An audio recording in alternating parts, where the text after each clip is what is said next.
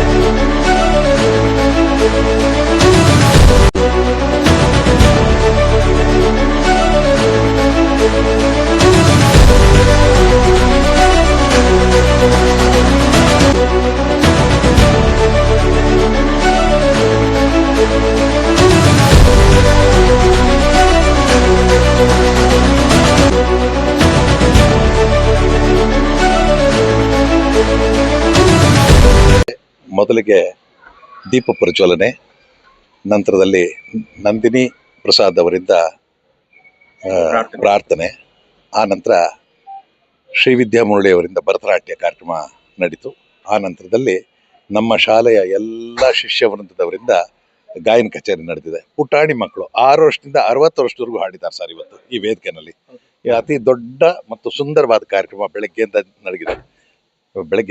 ನಡೆದು ಬಂದಿದೆ. ಈ ಕಾರ್ಯಕ್ರಮಕ್ಕೆ ಬೇಕಾದಷ್ಟು ಜನ ಹಿರಿಯ ವಿದ್ವಾಂಸರು ನಾಡಿನ ಎಲ್ಲ ಕಡೆ ಮೂಲೆ ಮೂಲೆಗಳಿಂದ ಬಂದಿದ್ದಾರೆ.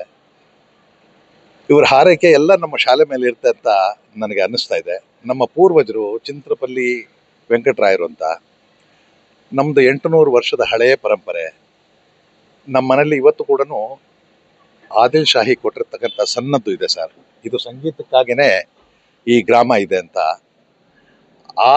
ಅದನ್ನೇ ನಾವು ರೂಢಿಸ್ಕೊಂಡು ಬಂದು, ನಮ್ಮ ತಂದೆಯವರು ಚಿಂತ್ರಪಲ್ಲಿ ವೆಂಕಟರಾಮಯ್ಯನವರು ಅಂತ 1950 ಇಂದ 60ವರೆಗೂ cultural delegation member of USSR west ಏಷ್ಯಾನಲ್ಲಿ ಕಲಾವಿದರಾಗಿದ್ದರು.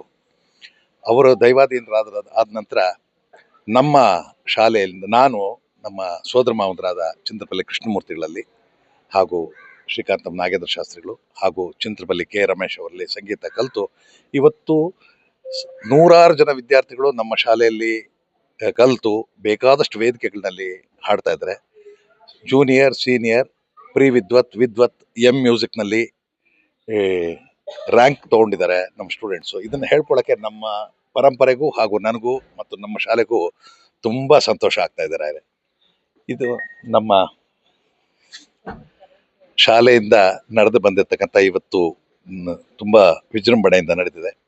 ಈಗ ಸಂಜೆಗೆ ಮೇಡಮ್ ಬರಬೇಕಾಗಿತ್ತು, ಶೋಭಾ ಕರಂದ್ಲಾಜೆ ಅವ್ರು ಬರಬೇಕಾಗಿತ್ತು. ಕಾರಣಾಂತರದಿಂದ ಅವ್ರು ಬಂದಿಲ್ಲ. ನಮ್ಮ ಶಾಸಕರಾದ ಅಶ್ವಥ್ ನಾರಾಯಣ್ ಸರ್ ಅವ್ರು ಬರಬೇಕಾಗಿತ್ತು, ಅವ್ರ ಕಾರಣಾಂತರದಿಂದ ಬಂದಿಲ್ಲ. ಇನ್ನು ಮಿಕ್ಕಿದ ಎಲ್ಲ ಗಣ್ಯ ವ್ಯಕ್ತಿಗಳು ನಮ್ಮ ಕಾರ್ಯಕ್ರಮಕ್ಕೆ ಬಂದಿದ್ದಾರೆ. ಇದಕ್ಕೆಲ್ಲ ನೀವುಗಳು ಕೂಡ ಅಭೂತಪೂರ್ವವಾದ ಸಾಕ್ಷಿ ನಮಗೆ. ಇನ್ನು ಇದಕ್ಕಿನ್ನ ನಮಗೆ ಪುಣ್ಯದ ಕೆಲಸ ಯಾವುದೂ ಇಲ್ಲ. ನಾವೇನ್ ಮಾಡ್ತಾ ಇದ್ದೇವೆ ಆ ಕೆಲಸ ಆ ಭಗವತಿ